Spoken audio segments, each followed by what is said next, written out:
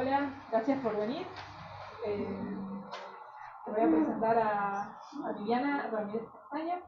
Ella es bióloga, magíster en ciencias biológicas y estudiante candidata a doctora del doctorado de ciencias de la Universidad de Caldas, Colombia.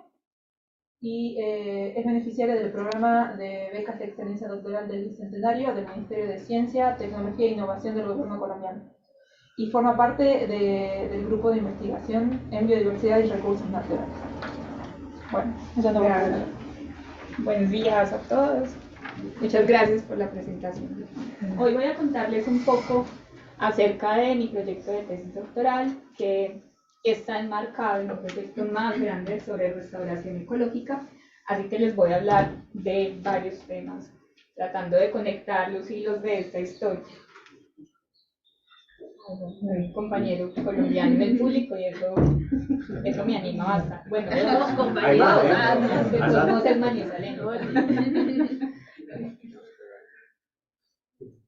Quiero contarles primero, y voy a empezar contándoles que estoy aquí en Mendoza, haciendo mi última pasantía con la doctora Julia en redes específicamente. Este es uno de los capítulos de mi tesis. Hoy voy a contarles cómo, con la ayuda del grupo del profesor Diego, también pude un poco aclarar mis preguntas sobre este capítulo, y también vengo a contarles un poco de lo que he encontrado en esas interacciones. Entonces, el título de este seminario es Aves y murciélagos, los aliados de la restauración ecológica en un paisaje de los Andes colombianos.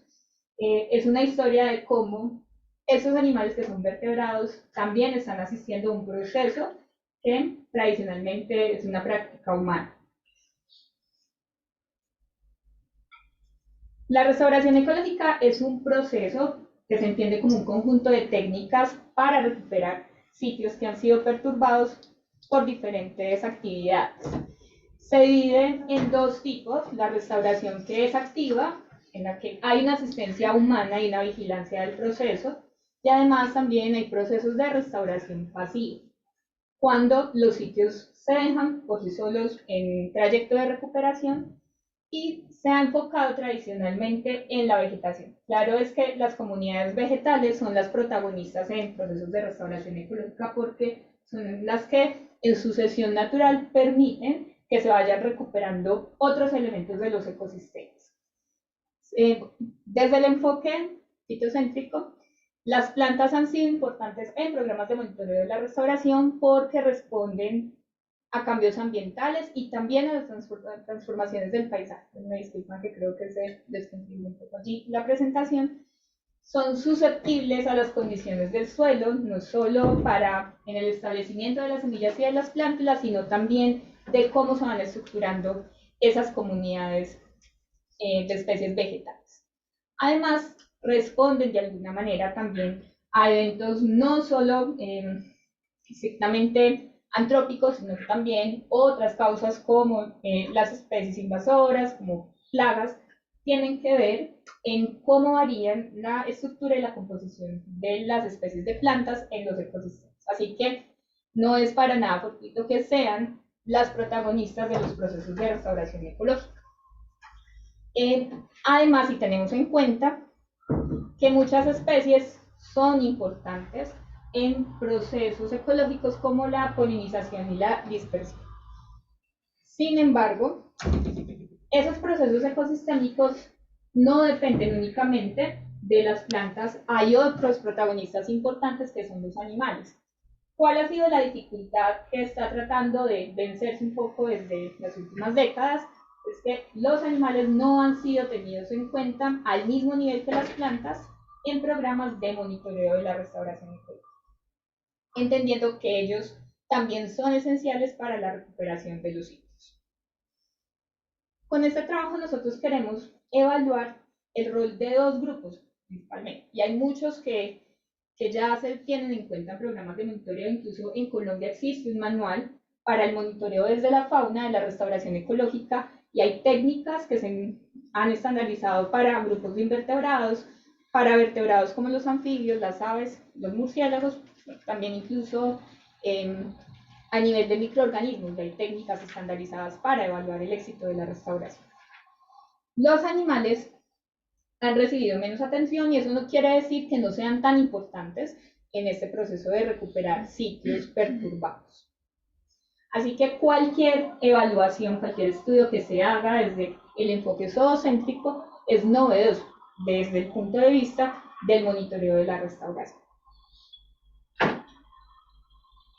Hay grupos importantes, como ya les mencionaba, y las aves y los murciélagos han sido incluidos en muchos planes de monitoreo porque tienen características que los hacen idóneos en planes de vigilancia de la restauración ecológica.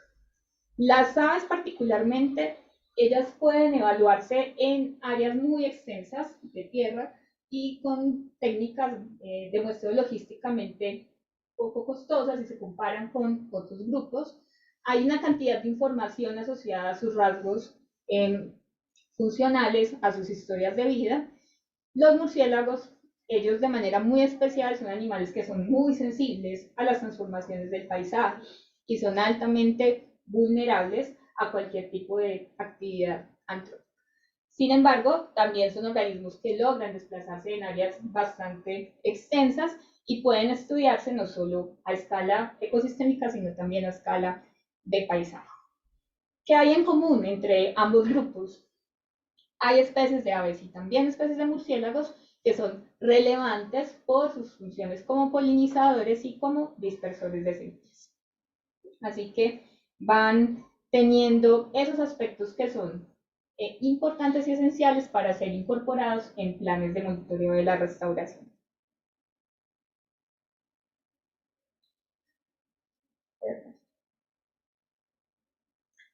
¿Qué tipo de rasgos o qué tipo de parámetros pueden estudiarse en común entre estos dos grupos? Hay aspectos de diversidad que, como en cualquier trabajo sobre monitoreo, pueden estudiarse en aves y en murciélagos. Puede trabajarse a partir de esos muestreos estandarizados, señales de densidad, composicional de las comunidades, también algunos aspectos comportamentales y propiedades que están a nivel de poblaciones y de comunidades. Colombia, bueno, quiero contarles un poco acerca de la importancia de restaurar en un país como el nuestro, en países como los nuestros realmente. Colombia tiene una diversidad muy importante y creo que siempre que queremos justificar un proyecto en nuestro país, empezamos por ahí. Colombia es un país mega diverso, porque todos lo hemos escrito, lo decimos, bueno, pero de decirlo a de verdad entenderlo, porque hay una brecha importante. Ocupamos el primer lugar en diversidad de aves, con más de 1950 especies reportadas a 2020 por la Asociación Colombiana de Ornitología y ocupamos el tercer puesto a nivel mundial en diversidad de mamíferos. En este grupo particularmente, los murciélagos, nuestro país tiene 213 especies que son muy importantes, que han sido muy estudiadas desde el punto de vista taxonómico y sistémico también.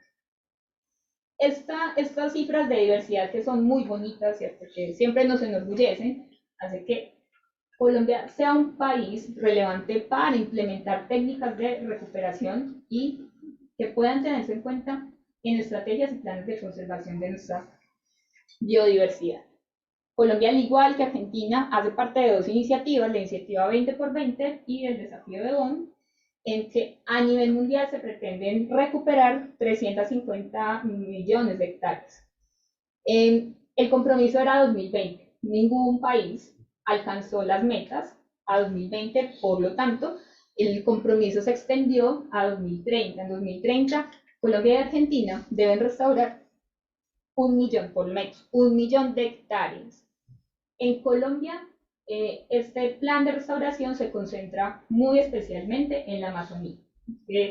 El Amazonas es el pulmón del mundo, es una región que presenta los índices de deforestación más altos a nivel mundial, y allí se han enfocado los esfuerzos de restauración ecológica, pero nos hemos olvidado un poco de otras regiones que son igualmente importantes. Ahora les voy a contar un poco acerca del contexto ya un poco más espacial de mi trabajo. Colombia es un país muy rico en recursos hídricos y somos exportadores de energía hidroeléctrica. Este trabajo está financiado por una empresa colombiana que produce energía a partir de recursos hídricos y un poco, bueno, esa es la ubicación espacial de esa zona. Mi departamento Caldas está dividido en municipios y esos municipios en regiones y yo trabajo específicamente hacia la región oriental que está enclavada en la cuenca de uno de los dos ríos más importantes de mi país, que es el río Magdalena. Ese municipio, el departamento, perdón, está ubicado sobre la cordillera central de los Andes colombianos. Entonces, es una cordillera supremamente poblada, es la más poblada en el país, así que se imaginarán la cantidad de actividades que pueden estar impactando a esa región específicamente. En colores verdes, entonces, están resaltados los bosques con algún grado o nivel de conservación, y ya les voy a contar entonces un momento qué se ha hecho allí. Para los resultados que les voy a contar hoy al final, que son los que me interesa compartirles en este seminario, seleccioné de 11 coberturas que tiene mi proyecto, solo 6. 3 que corresponden a coberturas de bosque y 3 que son sitios en los que se implementaron estrategias de restauración ecológica. Los llamaré sitios restaurados o núcleos de restauración y están representados por la letra E. Los sitios boscosos están representados por la letra F.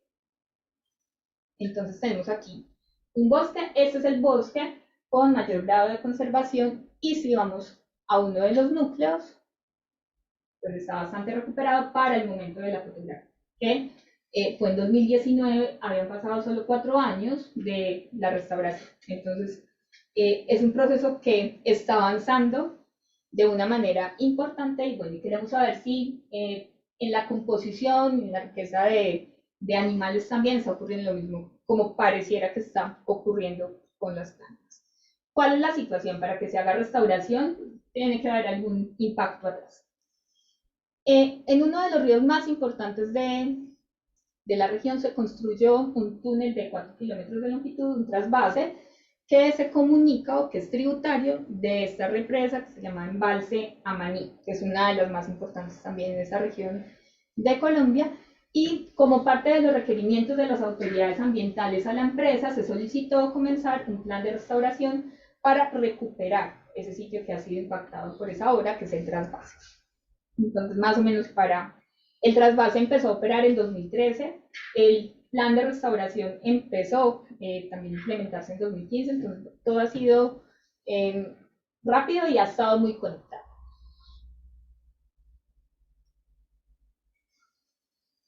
Seleccioné 2 grupos, aves y murciélagos, que seguramente ustedes saben cómo se trabajan en campo. Implementamos técnicas tradicionales, redes de niebla, en esos 6 sitios. Las redes de niebla fueron instaladas por 2 días consecutivos en cada uno de esos sitios, fueron instaladas 6 de 12 metros, instaladas entre las 6 y 11 de la mañana para las aves y estuvieron activas entre las 6 de la tarde y las 11 de la noche para el muestreo de los murciélagos. ¿Qué hicimos? Una vez pudimos desenredar a los animales que estaban allí capturados, los depositamos en bolsas de algodón por periodos no mayores a 2 horas. La finalidad de ese tiempo extenso allí era obtener las excretas para luego poder separar las semillas, que ese era el objetivo de tenerlos allí por ese tiempo. Hicimos análisis de diversidad usando los valores Q de números efectivos de especie. Para estos análisis particularmente siempre obtuvimos completitud de muestreo por encima del 90%, así que pudimos hacer comparaciones directas con los intervalos de confianza. Construimos curvas de rango abundancia. Para este trabajo era muy importante porque nos permite acercarnos, es una primera aproximación de la importancia o del peso de las especies en estos lugares. Hicimos también un análisis de escalamiento multidimensional no métrico para entender si las especies se estaban ordenando composicional y espaciotemporalmente. También eso nos permitía entender cómo se estaban ordenando o segregando las especies dependiendo de esos sitios que nosotros estábamos trabajando y esa composición de especies que estábamos detectando. Y para esto que quiero contarles hoy específicamente, entonces empecé a construir redes de interacción. También es una aproximación para poder visualizar esas interacciones, poder un poco identificar esas especies que van siendo importantes en esos sitios en los que trabajé. Para eso construir redes de interacción en Git. Aquí tengo 11 sitios. Al final les voy a mostrar únicamente redes para 6 de esos 11. Es que el objetivo de las redes es comparar básicamente estos sitios que han sido restaurados con esos bosques que son nuestros ecosistemas de referencia. En restauración ecológica siempre hay un ecosistema de referencia positivo. Ocasionalmente puede haber un ecosistema de referencia negativo, que es a lo que no queremos volver a llegar. Y el ecosistema de referencia es a lo que se quiere volver eso en un panorama ideal y en condiciones que serían idóneas y maravillosas, pero sabemos que normalmente no ocurre y es casi imposible llegar a las condiciones originales de un ecosistema. Aquí tenemos entonces los 11 sitios, tengo 5 de bosque, 3 de restauración y los 3 al final, que les mostré en la metodología, son sitios impactados, pastos enmalezados, un sistema agroforestal y un sistema silvopastoril que también quieren restaurarse. Estos han sido muy importantes en la inclusión del programa de monitoreo de la restauración porque son los que de manera más directa involucran a la gente. Este proyecto es bastante grande y los actores locales, entre los que están las comunidades de los sitios, han sido importantes y partícipes activos en todos los procesos y en todas las actividades de restauración ecológica. Para las aves, muy puntualmente, tenemos uno de los núcleos, uno de esos sitios que fueron restaurados y están en proceso de recuperación, que tuvo una diferencia importante con respecto a los otros núcleos y a los bosques. ¿Qué se quiere desde la trayectoria de restauración? Recuperar, llegar un poco a la composición, a la riqueza de esos sitios que no han sido perturbados, y acá tenemos un núcleo que tiene una riqueza más alta que el bosque de referencia. Esta especie, que se llama Catharus ustulatus, es una especie migratoria, pasa entre 6 y 8 meses en Colombia, aquí está casi todo el tiempo, casi siempre, cuando muestreamos, ella está allí, ella es registrada, y es una de las especies que es relevante en esos valores de riqueza para estos sitios. Cabe resaltar acá que ese núcleo que marca esas diferencias importantes con respecto a los otros y a los bosques, está en una fase un poco, por lo que composicional y estructuralmente se observa, pareciera que todavía está en una fase muy temprana de la restauración con respecto a los otros. ¿Qué encontramos? Desde el punto de vista, desde esa mirada de riqueza de especies, aquí no hay resultados que se desvíen de lo que podríamos o de lo que esperábamos encontrar. Tenemos representantes de una familia, Traupidae, que es la que es más diversa en el neotrópico, así que tener especies de esa familia no es novedoso para esos resultados. Tenemos también parúlidos, pintas, que muchas de ellas también son migratorias y que usan los sistemas intervenidos, áreas abiertas, como no solo lugar de paso, sino también como lugares en los que se establecen por algunos periodos. Y tenemos túrgidos, nuestras mirlas o zorzales, son especies que prefieren hábitats intervenidos, aunque también usan esos sitios conservados.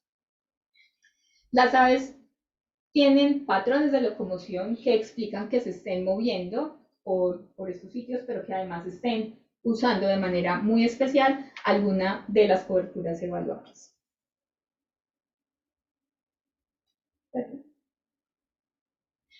Catharus ustulatus es la especie más importante en por lo menos 5 de esas 11 coberturas. Entonces, ya empiezo por lo menos a entender el papel o el peso que esta especie puede tener en los resultados de este trabajo. Y se destaca en bosques y en núcleos restaurados, aunque también puede entonces observarse en sistemas intervenidos. Desde el análisis, desde el NMDS, recuerden que tiene incorporamos valores composicionales, espaciotemporales en este análisis. Las aves se ordenaron en 4 grupos.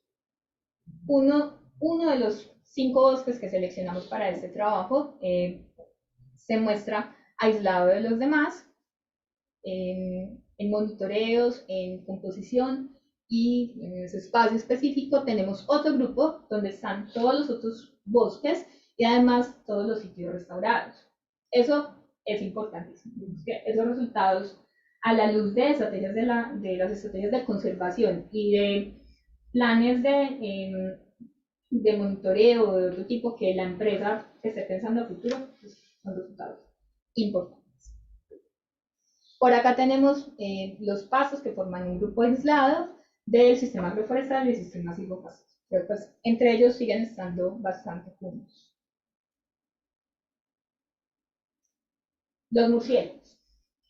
Este grupo ha mostrado comportamientos bien diferentes a las aves. Los murciélagos en riqueza, por lo menos, no mostraron diferencias entre los sitios que evaluamos. Y esta es una de nuestras especies protagonistas para este trabajo, Carolea perspicillata, que es un murciélago frugívoro que tiene abundancias bastante altas en todo el territorio nacional. Bueno, es un murciélago neotropical también bastante importante. Ya les voy a hablar más adelante de las especies que consumen. Bueno, ¿qué tenemos de los murciélagos? En su mayoría, las especies que registramos pertenecen a una familia que es Phyllostomidae, que es la familia más grande en el neotrópico. Muchas especies de esa familia son frugívoros estrictos. Son supremamente sensibles, como todos los murciélagos, a las transformaciones de los paisajes, y tienen algo bien bonito, y es que se alimentan, cuando son frugívoros, casi siempre de especies que son pioneras en el proceso de sucesión ecológica. Así que eso, desde el punto de vista ecológico, es bastante relevante, y eso era lo que nosotros debíamos encontrar luego en el análisis de las semillas.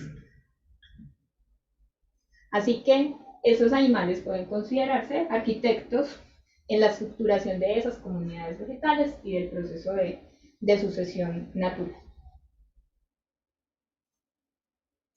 Carolea perspicillata fue la especie más importante en todos los sitios.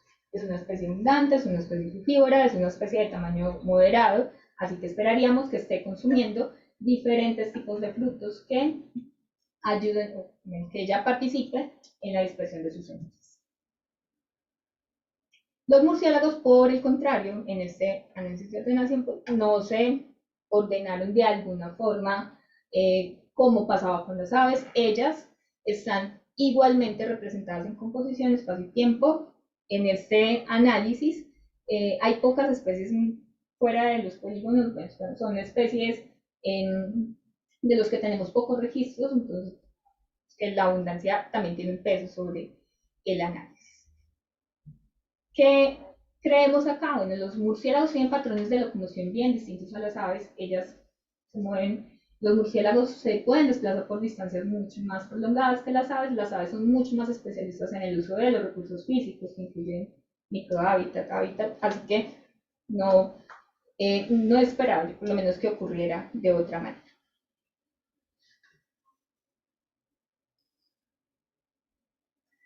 Bueno, perdón.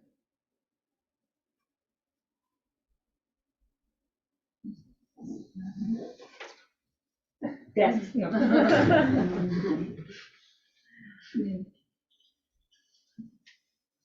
Ahora, lo que me trajo hasta acá. Las redes de interacción. ¿Por qué es importante esta mirada desde el contexto de mi trabajo? Nosotros queremos proponer análisis de redes como otra herramienta que puede incorporarse a un plan de monitoreo de la restauración ecológica. Así que entendemos que recuperar la diversidad es importante, entendemos que recuperar la estructura de las comunidades vegetales es importante, pero pocas veces en trabajos de restauración nos hablan de que es igualmente importante recuperar las funciones, porque sin funciones no hay una recuperación completa. ¿Cómo se están recuperando esas funciones? Puede evaluarse desde la diversidad funcional. Nosotros estamos también haciendo análisis de diversidad funcional únicamente para animales, y el propósito también es poder estudiar rasgos en plantas, pero creemos que una mirada complementaria pueden darle a las redes de interacción.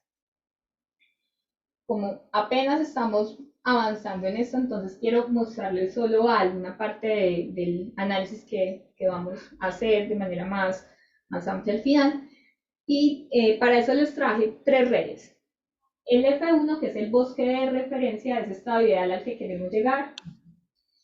Traje el núcleo 2, que desde el punto de vista de la estructura de la vegetación y la composición es el que más se parece hoy a ese bosque conservado. Y traje el núcleo 1, que si ustedes recuerdan fue el que marcó diferencias con respecto a la diversidad en aves únicamente, con los otros núcleos y con los otros bosques que son tenidos en cuenta como ecosistemas de referencia. Solo para ver si hay un patrón, si realmente esta red del bosque 1 nos representa esa estabilidad al que quisiéramos llegar desde la restauración. Porque acá hay que pensarlo no solo desde las interacciones, acá también tenemos que pensarlo desde el punto de vista de una trayectoria, de un proceso de recuperación de sitios intervenidos. ¿Qué encontré aquí de manera muy exploratoria? Para el bosque 1, voy a hablarles primero un poco del tamaño de las redes. Aquí tenemos 9 especies de aves en las que pudimos identificar semillas de 39 especies de plantas. Ya les voy a contar quiénes son y por qué es relevante lo que vamos a encontrar. Y únicamente 3 especies de murciélagos en ese sitio. Para esta red tenemos entonces 5 módulos que pueden verse, yo creo que no alcanzan a observarse muy bien, pero están definidos por colores. Módulos en los que encontramos especies que son muy importantes. Acá tenemos un ave, creo que no se ve bien. Encontramos a Catarus ustulatus como una especie muy importante por el número de interacciones que establece, y encontramos también, voy a adelantar un poco acá, a Macropterus striolatus, que es una especie, es un saltarín, un pítrido.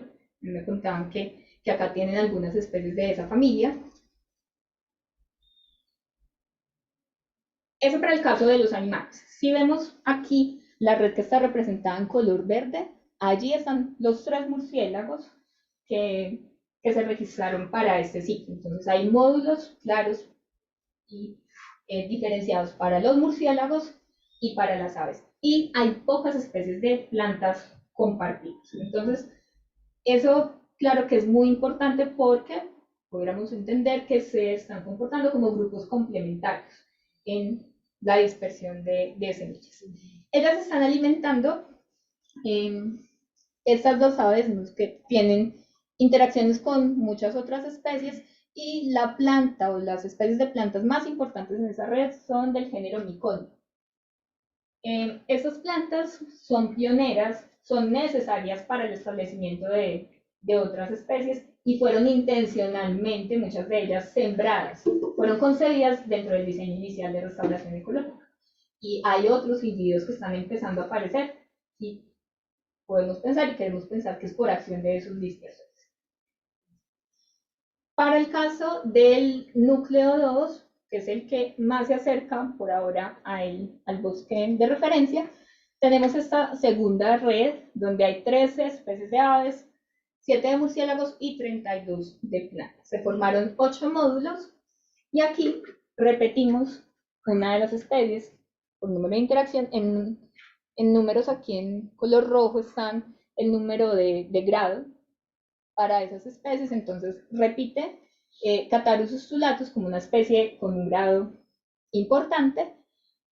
Aparece otra especie del género Miconia y un murciélago, Parolia castaña, que es un murciélago estricto frugívoro y que ya empieza a separarse un poco de sus parientes, de las otras dos especies de Carolia, que hacen parte de un nuevo módulo. Entonces, también es importante y tenemos que empezar a ver cuáles son esas especies vegetales distintas que hacen que que haya más interacciones en el bosque y ese número de interacciones empiece a disminuir un poco, por lo menos para esa especie, en el núcleo 2.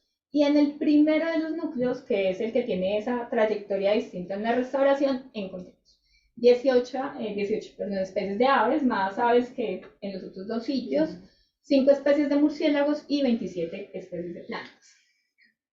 9 módulos se formaron allí. Es una red mucho más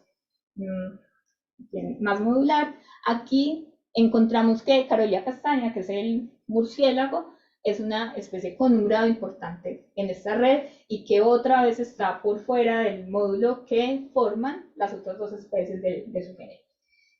Tenemos una nueva especie acá de ave, que es Benectes oleaginus, aparece como una especie también importante por el grado, y tenemos en plantas una especie del género Dendropanax.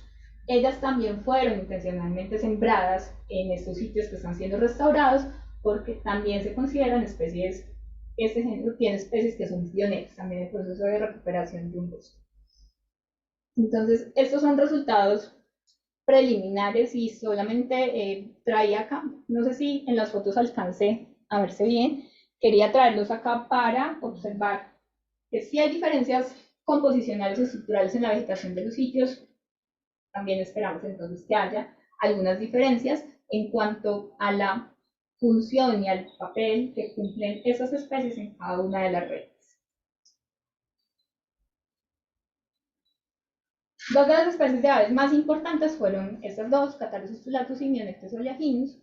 Son especies no estrictamente frugívoras, pero consumen gran cantidad de frutos, por lo que transportan muchas semillas. Catharus más grande que Mionectes, así que ella casi siempre llevaba especies de tipos de semillas de muchas especies, de muchos tipos de frutos diferentes. En general, en las aves que fueron importantes por su grado en las redes, encontramos que se están alimentando de frutos de miconia que están transportando sus semillas.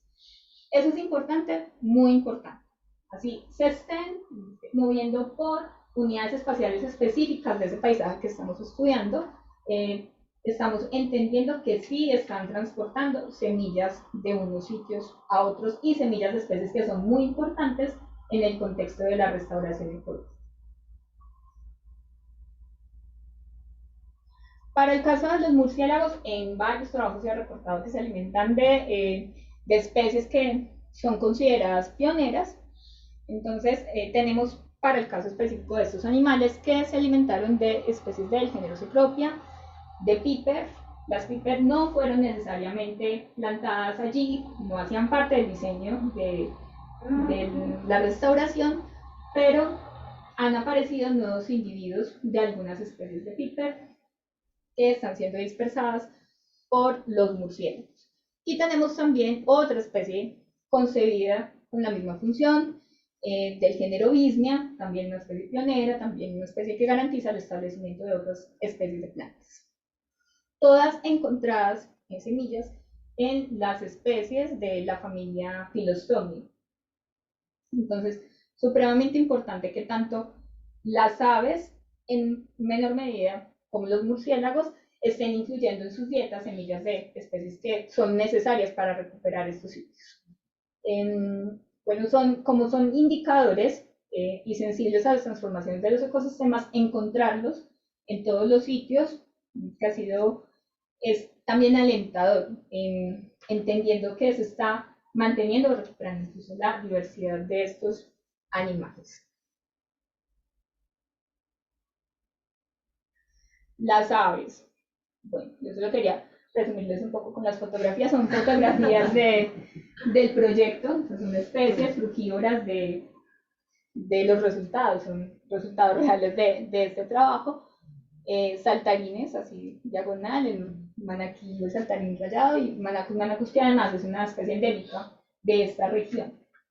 Y es endémica, es muy abundante y se está alimentando también de muchas semillas, de muchos frutos, perdón, transportando gran cantidad de semillas que han sido relevantes para el diseño del proyecto de la restauración ecológica.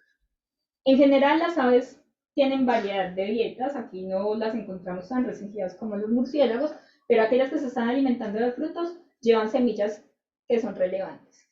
Tienen estrategias de forrajeo bastante diversas, usan de manera mucho más específica que los murciélagos los sitios de esos espacios físicos, los microhábitats y los hábitats, y también tienen patrones reproductivos más particulares que hacen que se restrinjan un poco más a zonas diferenciales o sitios distintos en este paisaje. Así que deben tenerse en cuenta y deben seguir teniéndose en cuenta en el monitoreo de la restauración.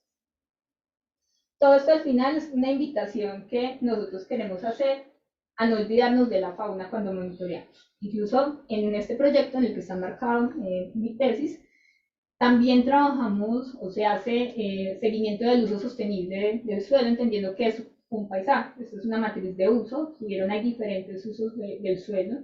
Y también hay programas de educación ambiental que invitan a la gente a participar y a ser actores del proyecto.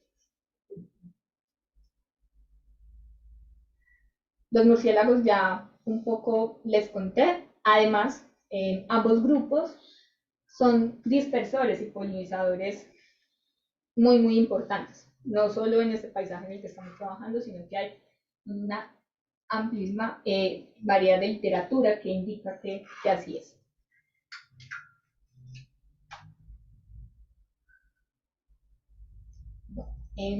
Al final creo que ya les adelanté un poco las conclusiones de este trabajo, les conté acerca de lo relevante que vamos encontrando.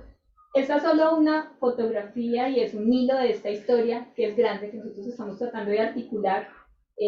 No ha sido tan fácil, ¿cierto? Porque desconocemos un poco acerca de cómo estaban funcionando las interacciones con las redes. Ya tenemos una mirada inicial. Yo sigo trabajando de la mano de la profesora Julia para poder llegar al final de esa historia. Espero en algún momento poder compartirles cómo terminó, en qué concluyó la historia de mi tesis. Espero que desde Colombia pueda compartir con ustedes en algún espacio, contarles qué sucedió al final. Bueno, las aves parece que son más especialistas en el uso del recurso y eso no las hace necesariamente más especialistas en el consumo de frutos, que eso también es bien importante. Están consumiendo miconias, están consumiendo ficus, pero están moviéndose por espacios mucho más delimitados en ese espacio grande que es un paisaje. Están dominando sitios perturbados y pasa en casi todos los trabajos de aves que se mueven preferiblemente por espacios abiertos, nuestros sistemas agroforestales, silvopastoriles y los pastos. Sin embargo, también han sido reportadas especies comunes en bosques y en núcleos restaurados. Los murciélagos sí no parece tener una preferencia por sitios, ellos se mueven de manera mucho más amplia por ese paisaje, están haciendo presencia en todas esas unidades de espacio que nosotros hemos delimitado como parcelas en las que hacemos medidas para el plan de monitoreo.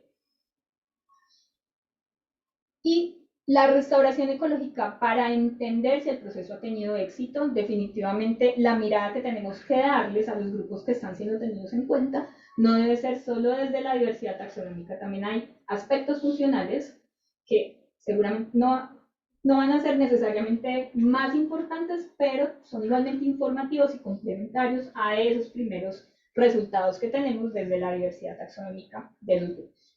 Entonces, al final es una invitación a estudiarlos desde la diversidad taxonómica funcional y entender papeles, para que vayamos también un poco identificando los roles o las funciones de esos animales en este paisaje.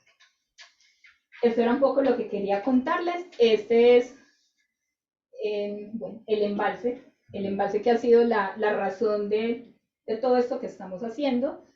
Nos preocupa entender si tiene efectos deleterios sobre la biodiversidad. Por lo que estamos encontrando, parece que los esfuerzos que se están haciendo son importantes para mitigar un poco los los impactos de esta obra. Muchas gracias a todos por estar.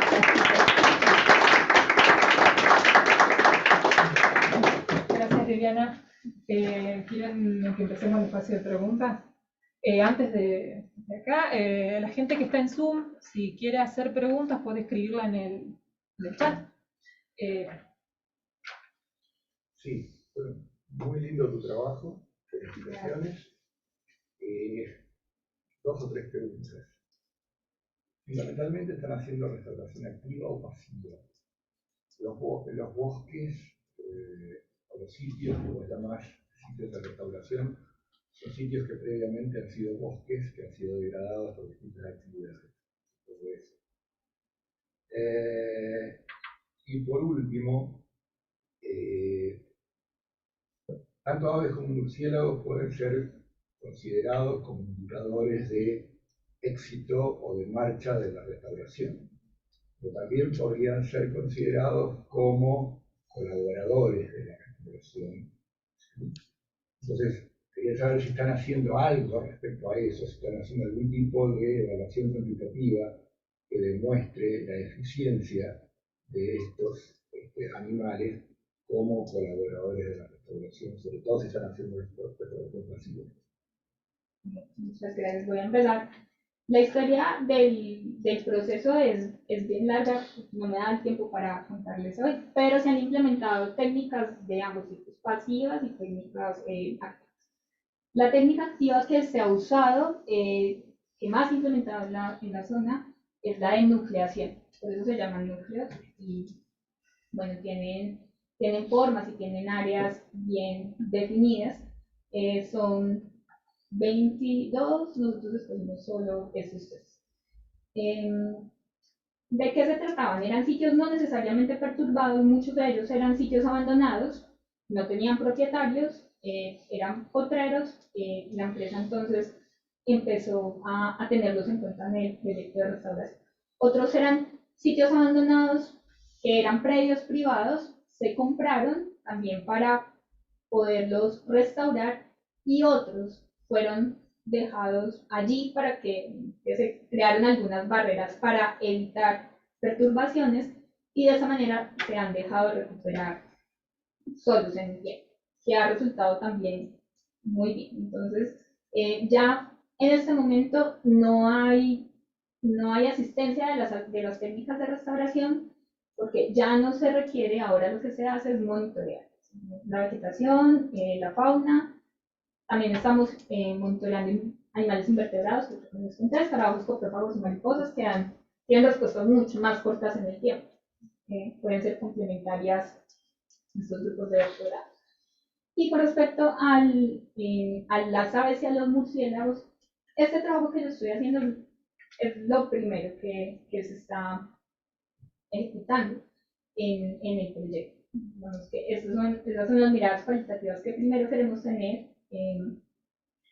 También estoy haciendo análisis de diversidad funcional, que eso me puede, seguramente que me va a dar miradas mucho más claras sobre los roles de las especies, pero por ahora esto es lo primero que estamos haciendo. Además que les contaba también que incorporar fauna a un plan de monitoreo de restauración pareciera es novedoso y no tendría que ser así. Siempre tuvieron que haberse concebido todos los elementos de un ecosistema para entender si hay recuperación, pero pues, para el caso nuestro sí es bastante reciente la incorporación de los grupos animales. ¿Otra pregunta? Bueno. Bueno, muy lindo tu trabajo, me encantó, súper lindo explicado. Me surgió la duda porque, no, en realidad quería saber, dijiste que la especie Catharus es la más abundante en todos los muestreos y también dijiste que era migratoria. Quería saber si alguno, o si pensás que alguna otra especie puede estar ocupando su lugar en los meses que está ausente, o bueno, un poco, o si han hecho muestreos en la temporada en la que no está, para ver si hay algún tipo de interacción con otra especie que no está en el momento o ocupa su lugar, algo así. Muchas gracias. Esa pregunta es compleja y nos la hemos hecho en varios momentos. ¿Qué va a pasar en el momento en que ella no esté? ¿Qué va a pasar con las redes cuando ella falte? ¿Qué pasa con esas interacciones?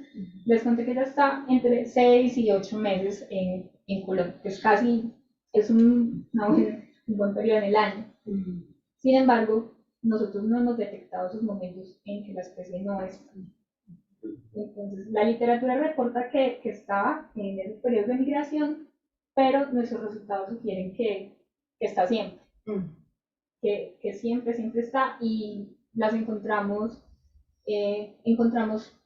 a esa especie abundantemente en cada temporada. Nosotros no tenemos estaciones, así que ella no aparece, bueno, de hecho, en un país tropical no aparecen ni desaparecen las especies como a ustedes les sucede, para ustedes comparar temporalmente sí que es relevante, a nosotros también, pero nosotros tenemos temporadas de lluvia y temporadas secas, que ya hoy no tenemos ni unas ni otras, tenemos simplemente patrones climáticos, ¿cierto?, inestables.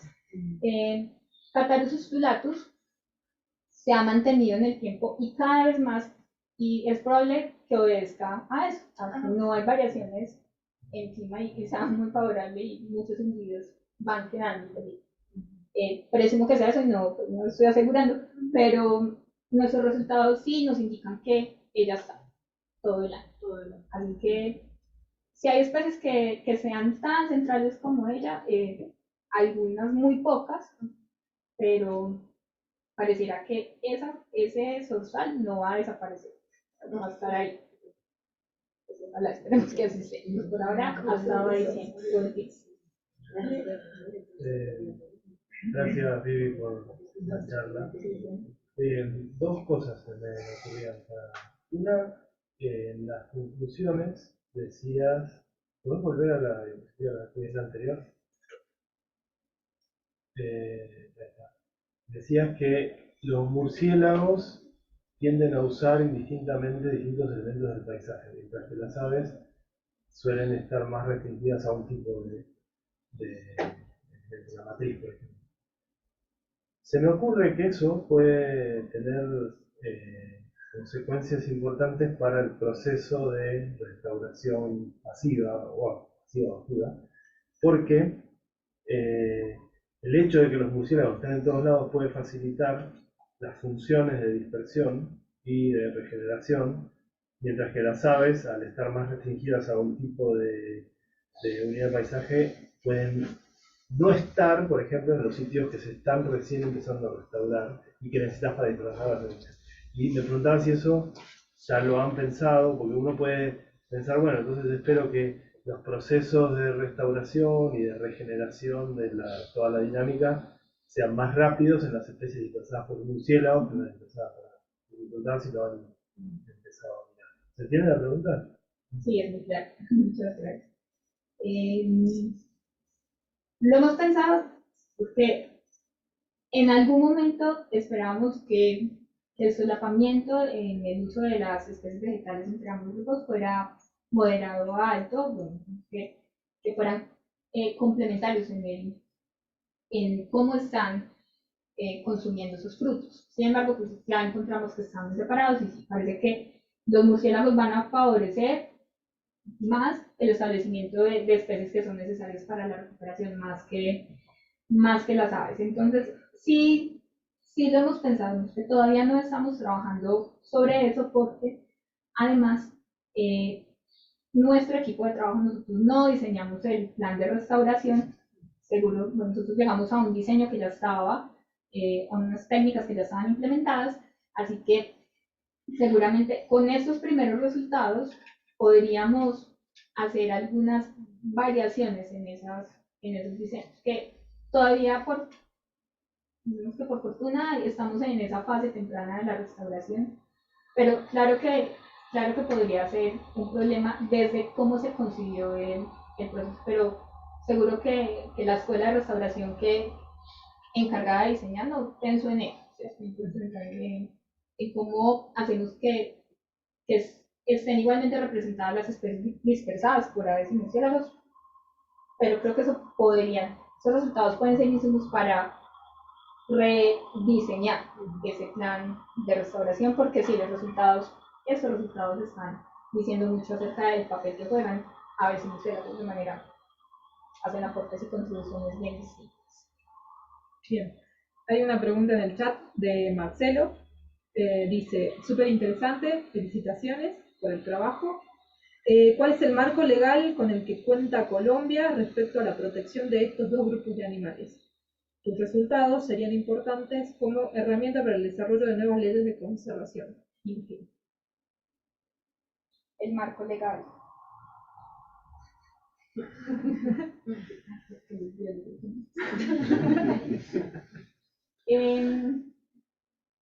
Desde el punto de vista de la conservación, no quiero especular ni mentir, no conozco la respuesta. Desde el punto de vista de la restauración, sí hay un manual que exige ya la incorporación de ambos grupos a un monitoreo del proceso, pero desde la conservación, ¿cuál es el marco? El que en tantos países, las listas rojas, CITES, desconozco otros marcos normativos. Preguntita. ¿Ustedes las capturas las hicieron con red de niebla todas las mismas? Yo no conozco el sistema, pero intuyo que tenés varios pisos, y en los grupos, por lo menos los turdios, los tiránidos, tenés como bichos especialistas de sotobosque, de canopia, y eso. Si pensaron en eso, porque no sé si una cecropia, un zorsalito estará comiendo. Todas tenían la misma altura y todas esas especies son de sotobosque, todas, por lo menos para las aves. En dosel, en murciélagos suelen capturarse especies insectívoras casi siempre. Entonces, vemos que para murciélagos no tenía mucha importancia poner redes más altas, entendiendo que íbamos por las crujíveras.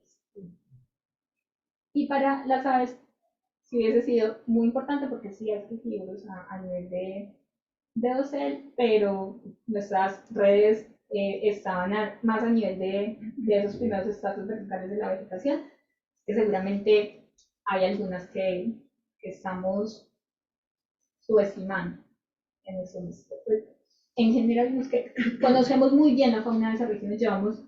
Yo particularmente estoy trabajando allí desde 2006, así que ya hay un conocimiento importante sobre los grupos y creemos que casi todas las especies que conocemos con dieta frugívora cayeron en las redes, así que eso nos da parte de tranquilidad.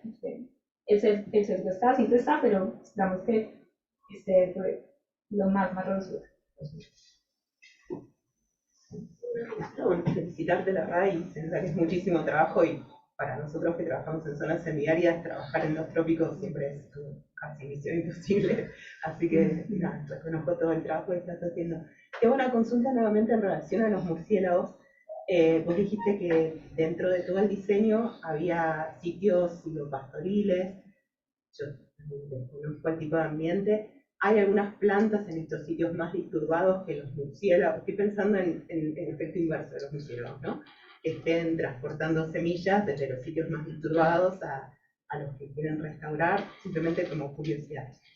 Nosotros inicialmente consideramos comparar lo que tradicionalmente se hace bosque y ecosistema de referencia y sitio restaurado, pero luego cuando vimos que se mueven tanto por el paisaje, empezamos a tomar muestras de semillas. No, son resultados que tengo, pero aún no están aquí en los análisis. Y sí, la buena noticia es que sí, están llevando especies de los bosques a estos sitios que son sistemas con otra configuración.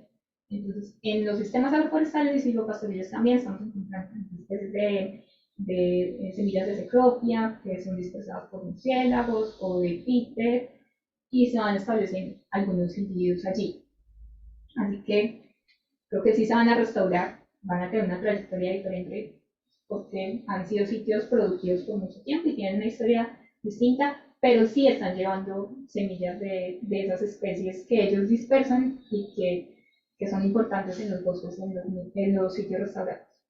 Y el efecto inverso.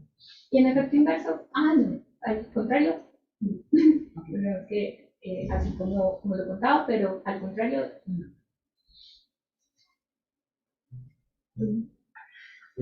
Bueno, primero felicitarte, muy lindo tu trabajo. Una cosa por la que no conozco sobre los murciélagos, supongo que las redes de niebla les han caído murciélagos también insectívoros, y eso no lo han considerado, no se está considerando solamente los insectívoros, me interesa saber la ubicación de esa niebla. Y esos murciélagos insectívoros, ¿lo descartan totalmente del análisis o les serviría para decir, bueno, hay 50 especies de insectívoros, pero hay 25 más de insectívoros que pueden ayudarnos a decir que el ecosistema se está recargando bien, que la diversidad va bien? Y otra pregunta, porque tampoco es cómo lo separan, si es así, si tienen todos los murciélagos, si hay algún carácter morfológico, o lo ponen en la bolsita y esperan a 2 horas la deposición a ver si salió algo de insecto, decir que no lo consideran. Sí, muchas gracias. La primera pregunta, no fueron descartados porque en los análisis de diversidad se incluyeron todos. Además, en mi capítulo de diversidad funcional hay un rasgo específico que hace referencia a los grupos tróficos de esos animales. ¿Qué tenemos en murciélagos? Un hematófago, por ejemplo. Tenemos insectívoros, pescadores, frugívoros, nectarívoros, omnívoros. Solo en murciélagos y en aves hay un montón de gremios más. Entonces no se descartó ninguno. Hay familias que son muy típicas insectívoras, son muy típicas pescadoras o típicas nectarívoras, y esas especies que son tan específicas y son menos numerosas que esta familia grande de la que les hablaba, Filostomía, en la que casi todos son frugívoros, esas especies de murciélagos no se dejaban en las bolsas por ese tiempo, porque sabíamos que las podíamos dejar 2, 3, 4 horas y en sus excretas no íbamos a encontrar semillas. Entonces simplemente se procesaron, se liberaron y se dejaron las frugívoras allí. Entonces, bueno, creo que eso desde la mirada funcional. Y olvidé la segunda pregunta. Si había un carácter morfológico, por lo que dijiste que no se las dejaba, a campo alguien entonces las sabía reconocer. Sí, en campo los filostómidos son murciélagos de hoja nasal. Entonces ellos, no sé si les vamos a hacer rápido. Aquí les se ve bien. Cuando les sale de diversidad, en esa foto porque se ve bien. Aquí. Ellos tienen una hoja nasal. Entonces vemos que ya es un carácter suficiente para separarlos en familias y ellos fueron los que se dejaron depositados en las bolsas. Otros ya se tomaban los datos que necesitaban, porque igual se van a tener en cuenta en otros análisis, pero se liberaban de inmediato.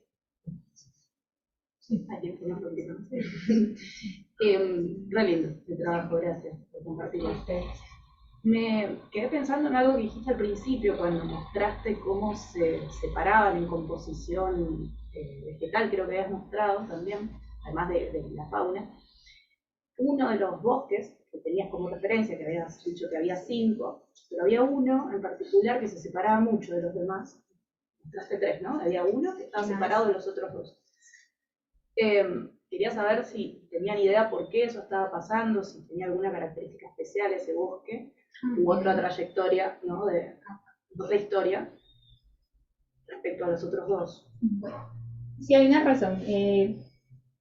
Rápidamente, es un bosque con vegetación secundaria baja, mientras que los demás todos tienen vegetación secundaria alta y se acercan mucho más al bosque que tenemos de referencia. Este lo incluimos finalmente porque no es un sitio restaurado, es un bosque que tampoco es de enriquecimiento y que tiene especies similares a los otros bosques. Sin embargo, hay otras especies que son bajas que hacen que verticalmente se configuren como sitios distintos. Entonces yo pensaría que en ese hay especies de ese tipo de sotobosque que están que se registran con mucha más frecuencia que en los otros bosques, que hay otro tipo de especies de aves. Pero la razón que nosotros le atribuimos a la estructura vegetal vertical de ese sitio, que difiere un poco de los demás. ¿Una pregunta más? Gracias. Quería hacerte 2 preguntas. Si encontraste una mayor riqueza o número de especies en sitios conservados, sitios de referencia, y si encontraste mayor número de especies de aves con respecto a murciélagos. Bueno, no los mostré. Bueno, son muchas más aves. Tenemos 175 especies de aves y 34 de murciélagos. Entonces, que las aves siempre están más representadas y tenemos, como les muestro acá, en las aves, más especies en los sitios abiertos, en el sistema agroforestal y en los pastos, y en el núcleo que pareciera más perturbado que los demás, así que ellas están más asociadas a sitios intervenidos. Y los murciélagos no tuvieron diferencias importantes en las riquezas. Entonces, eso en cifras de diversidad, creo que no lo mencioné, pero sí, pues fueron las especies que encontramos para ese momento. Hoy, que el monitoreo ya lleva más tiempo, hay más especies. Tenemos una especie que estamos revisando murciélagos, porque parece que no la tenemos registrada, y tenemos más aves. Digamos que lo conocíamos mucho y lo suficientemente bien, pues siguen apareciendo. Más o menos, ¿cuántas muestras tuviste para el doctorado? Para nosotros, lo que logramos en desierto es muchísimo, pero muchísimo. 2 días y ya capturan No, sí, todo. por Dios. Te preguntaba porque tu conclusión final habla sobre que hay una diversificación, o sea, no lo tomo así, en cuanto al uso vertical que puede estar asociado, a mi opinión, a esa mayor número de especies en el caso de las aves. Y bueno, en el caso de murciélagos, tu sugerencia ya habla un poco de una generalización del uso del hábitat, quizás no de la dieta, podría estar subrepresentada o no, por eso suena. Sí, pero sí. De las variaciones científicas, sí. Y muestras, individuos capturados, ahora no recuerdo bien, pero más de 3.000 aves, más de 1.000 murciélagos, más de 10.000 semillas. No sé, así, les estoy contando así, no tengo los números así, pero de manera Sueño de la semilla. no, una mañana de muestreo de aves en esta región es, no sé, hay mucho trabajo para un ornitólogo. ¿Y cuántas especies de semillas son? O sea, que hay que diferenciar.